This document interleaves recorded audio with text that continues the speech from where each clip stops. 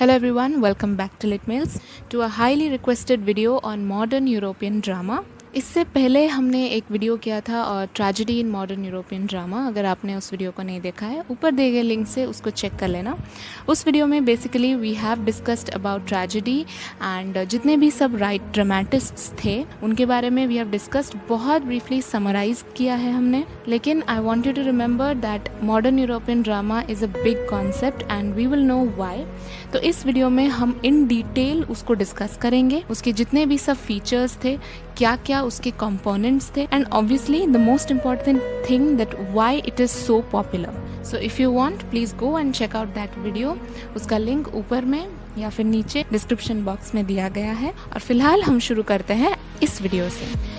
पहले हमको ये जानना है, जो मॉडर्न यूरोपियन ड्रामा है, it is also known as 20th century drama, इसको इतना एम्फोसिस क्यों दिया है, इतना फोकस क्यों किया गया है। तो जैसे कि आपको पता है, drama is not something new. ये सालों बरसों पुरानी चीज़ है एंड सदियों से we have had playwrights, we have had dramatist, we have had people who have been doing plays, dramas. So modern European drama, 20th century drama में ऐसा क्या डिफरेंट है जो उसको एक्सटिंग्विश करता है फ्रॉम द अदर जॉनरास। अगर हम इसके टाइम फ्रेम के बारे में बात कर रहे हैं, so we are covering nearly 100 years, which is around 1800 के एंड से लेकर 1900 के एंड तक का जो टाइमलाइन है covers all of the modern European drama. एक बहुत बड़ा पैरेलल है between this drama and the society. Mostly जितने भी सब ड्रामाज लिखी गई थी इस टाइम फ्रेम में, वो सोसाइटी को डिपिक्ट कर रही थी, वो सोसाइटी का ग्रोथ, सोसाइटी की जो इंडिविजुअलिटी थी उस टाइम में, जो भी कल्चरल था, बैकग्राउंड था, socially, politically. We will discuss everything, don't worry, I am simply giving you a background right now. So जितना भी सब था वो दिख रहा था in the dramas, which means उस समय की जो सभ्यता थी, सिविलाइजेशन थी, उससे रिलेटेड जितना भी ग्रोथ था, प्रॉब्लम्स था, वो सब was reflecting in the dramas. So इस पीरियड के जितने भी ड्रामेटिस्ट थे वो इनोवेशन, नयापन और एक्सपेरिमेंट ला रहे थे ड्रामा में। अलॉन्ग साइड्स जितने भी एब्स्ट्रैक्ट टर्म्स है, लिबर्टी, इक्वालिटी, फ्रेटर्निटी, आर्ट और लाइफ से रिलेटेड, वो सब इन ड्रामाज के पार्ट्स थे। So before we go to discuss about the features, there are certain movements and terms जो मैं चाहती हूँ हम डिस्कस कर लें। पहला तो ये है रियलिज्म। सो रियलिज्म जो है basically as the name suggest reality से जुड़ी है। तो जितने भी ड्रामेटिस्ट थे, जो लोग रियलिस्ट थे एंड रियलिज्म में बिलीव करते थे, उनके जितने भी सारे वर्क्स थे, it depicts reality of life. Society की जो सच्चाई थी, वास्तविक चीज़ें, उनके बारे में वो लोग लिखते थे। सो द मेन पर्सन जो रियलिज्म को जिन्होंने हाईलाइट किया था वो हेनरिक इब्सन है। ना अभी we are simply discussing the term, so you don't have to worry. हम पूरे इन डिटेल ऑथर्स में जाएंगे क्योंकि most of the authors are related to each different movements. So we will go to that. अभी like just एक glossary की तरह what the terms mean, we are simply discussing it small में, ताकि as we move ahead in the video आपको idea होगा। If I say realism, you understand what it means. So now that we're done with realism, the next philosophy that we come to is expressionism. Expressionism actually एक revolt था against realism. Expressionism एक artistic movement था, तो उसमें emphasis ये था, उसमें जो dramatists थे जो expressionism में believe करते थे, वो ये बोलते थे कि जो इंसान है realism के बारे में ना लिख के, ना पढ़ के, जो inner experience होता है, जो आंतरिक अनुभव है, उसके बारे में लिखना चाहिए या उसके बारे में डिस्क्राइब करना चाहिए। So that is expressionism and this was mainly against realism. After this we have another philosophy जिसको माना जाता है इम्प्रेशनिज्म। सो इम्प्रेशनिज्म बेसिकली उसको रिफ़र करता है जब कोई भी राइटर एक कैरेक्टर्स को लिखते हैं, वो उस कैरेक्टर को अपने हिसाब से लिखते हैं, जैसे कि उनको पर्सनली लगता है, ना कि वैसे जैसे वो होना चाहिए। Right.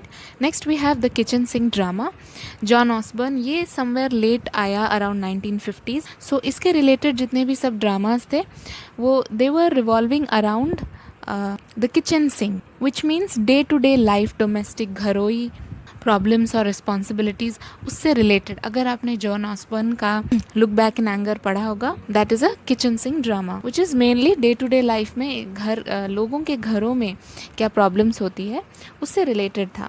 The next term we go to is angry young man. Angry Young Man was a movement which came around 1950s. It was basically of all the people, young people from the working class जो frustrated हो गए थे from जितने भी social reforms थी।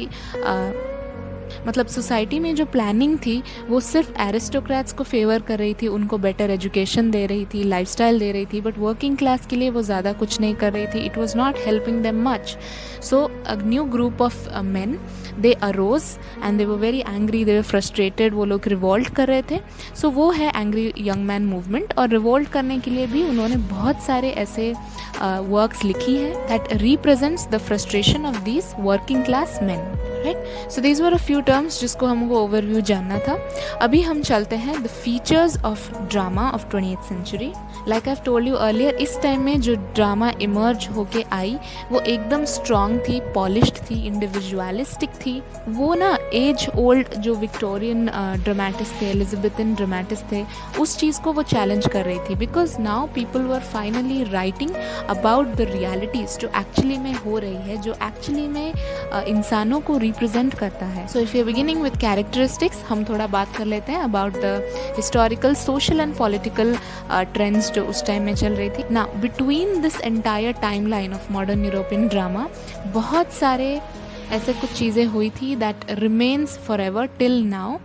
And first is the economic depression जो 1929 में, जब सारे के सारे स्टॉक मार्केट्स क्रैश कर गई थी एंड इन्फ्लेशन का माहौल था। People were not getting food to eat, there was no, because कहीं कैपिटल नहीं था, एज इन कहीं मनी का सर्कुलेशन वाज वेरी लो। तो ये एक इम्पॉर्टेंट फीचर है। इकोनॉमिक डिप्रेशन था उस टाइम में 1929 around. Then of course we have the most important, we have World War I। उसके टाइम के अराउंड जितने भी सब वॉर पोइट्री आई and all the people who are writing about issues and they were describing about war stories. Even after that we have World War II which is again another very significant thing. So these were the political and social things that were going, economic things that were going on during that time. And as you can see, it is कितना difficult होता है जब देश में ऐसी कलेश चल रही हो किसी भी चीज़ से रिलेटेड, नॉर्मल सिटीजन्स के लिए कितना मुश्किल हो जाता है।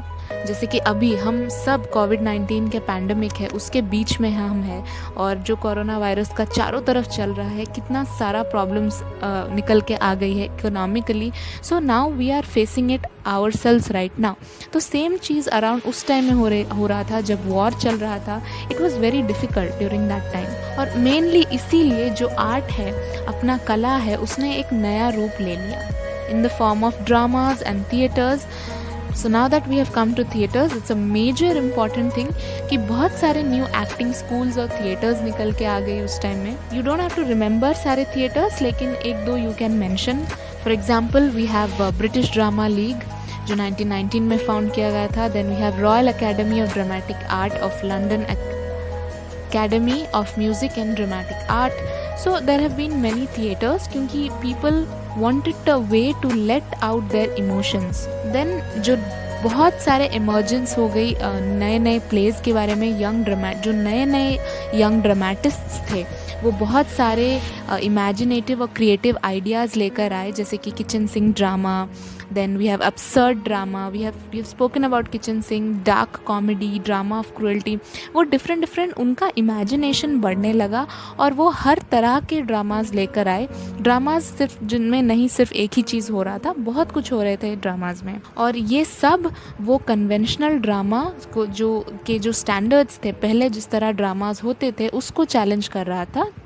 बिकॉज ऑब्वियसली अभी जो ऑडियंस थी जो ड्रामाज और थिएटर्स में देख रही थी, पढ़ रही थी, वो ओपन माइंडेड थी and they were open to different type forms of drama. Also the next thing is silent cinema एक तरह का था, वो भी निकल के आया था।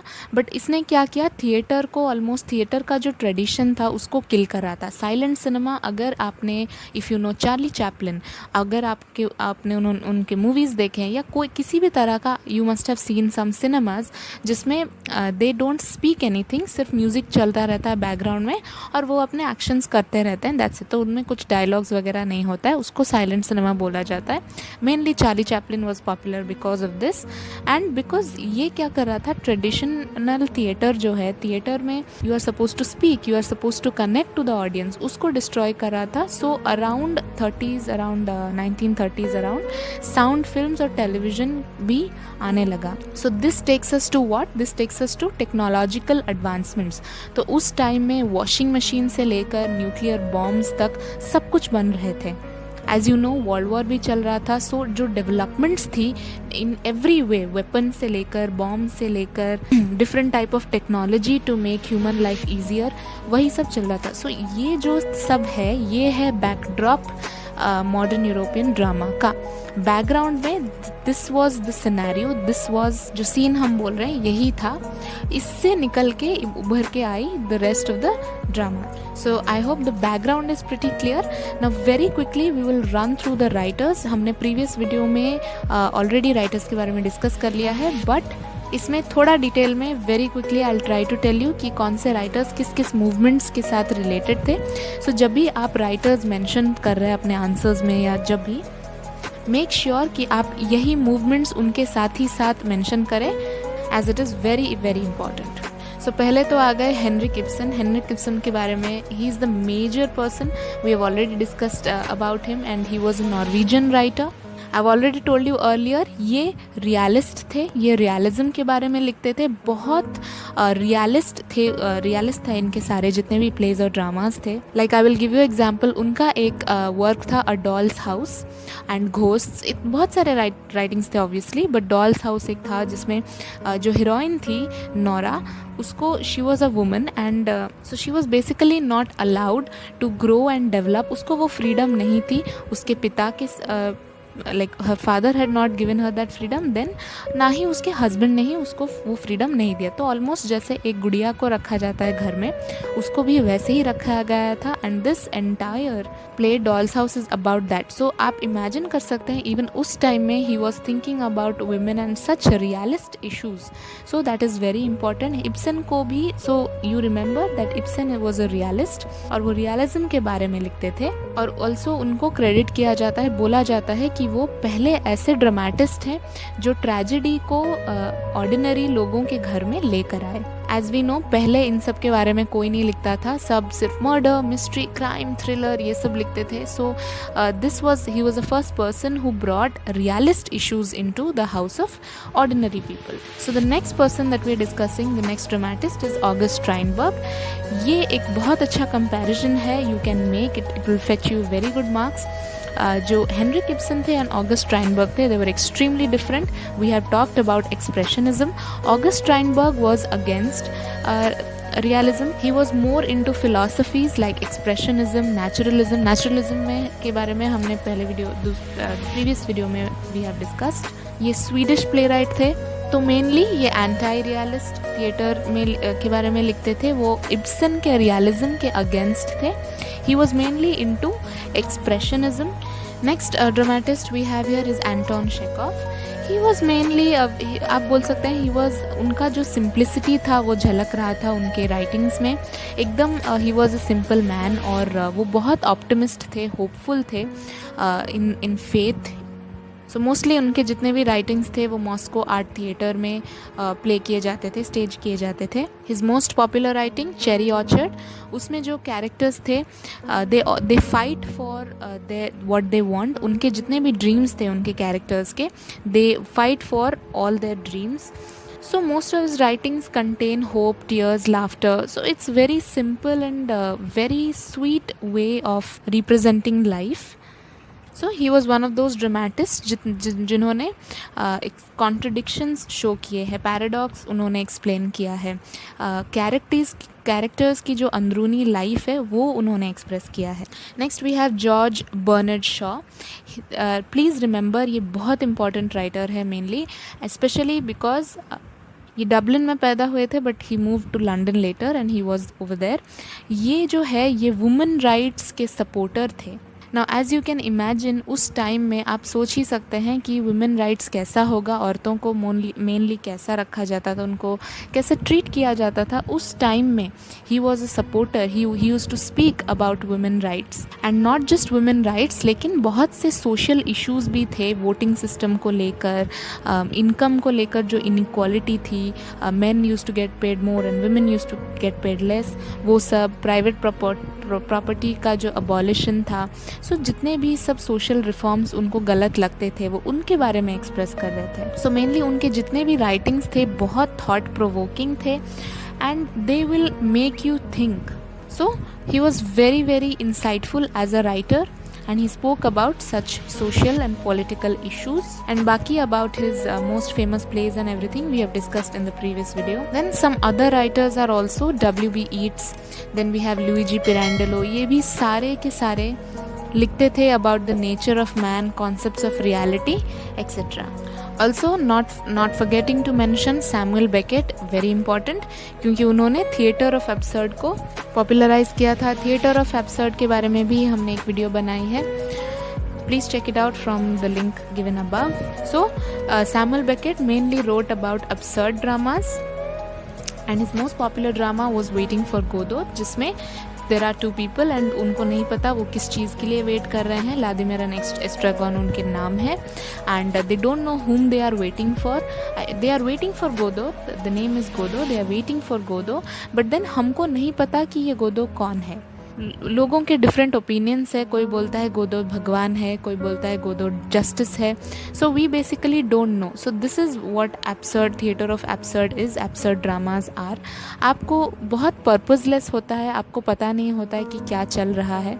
And these drama absurdity mainly world war 2 के बाद ज़्यादा पॉपुलर हुआ था because people had almost lost the will to live, और बहुत ही फ्रस्ट्रेशन था, सोसाइटी में इमर्ज हो रहा था, and that is why there were writers who wrote about the theatre of absurd. Samuel Beckett is one of the most important person, so please make sure you mention him. तो अगर आप चाहते हैं तो कुछ अमेरिकन ड्रामेटिस्ट के बारे में भी मेंशन कर सकते हैं. We have Eugene O'Neill, then we have Arthur Miller, because this is mainly about European. I am not going to focus on these writers but आप चाहते हैं तो इनके कुछ पॉपुलर वर्क्स है. आर्थर मिलर का the Crucible you can surely remember, and all of this we have mostly discussed previously. John Osborne, उनको भी आप मेंशन कर सकते हैं. Kitchen sink drama, angry young man movement में वो इन्वॉल्व थे. किचन सिंक ड्रामा के बारे में वो लिख रहे थे. But please remember these are American dramatists. Also French philosopher or playwright थे John Paul Sartre, we have discussed earlier. So these dramatists, please आप सिर्फ उनका नाम याद रख लीजिए, mention कर लीजिए, क्योंकि वो उस टाइम फ्रेम में they were extremely important and उनके भी कुछ contributions हैं. So you just need to remember, but ज़्यादा in detail जाने की ज़रूरत नहीं. तो अगर हम इन सारे चीज़ों को क्लब करें, सम अप करने जाएँ, तो आप देख सकते हैं कि ये जो 20th सेंचुरी ड्रामा है वो कितना नेचुरलिस्टिक था, अब्सर्ड था, लेकिन इम्प्रेशनिस्ट था. तो इसमें बहुत सारा ढेर सारा नयापन है. ऑलमोस्ट एवरी टाइप का ऑब्जर्वेशन है. कितने अलग प्रकार के टेक्निक्स में लिखा गया था, दूर दूर बहुत सारे कंट्रीज़ में लिखा गया था. अब ड्रामा जो है, जो मेनली एरिस्टोक्रेट्स के लिए लिखा जाता था, it was no more that. अभी dramas were being written for the middle class, for the normal people also, and this was the main reason why 20th century को इतना importance दिया जाता है in the growth and development of drama, क्योंकि उसने drama का एकदम जो नक्शा है totally बदल दिया. This entire thing, it changed it. So I'm hoping this video was helpful to you. अगर आई होगी please subscribe कर लेना, and also let me know in the comment section. See you in my next video.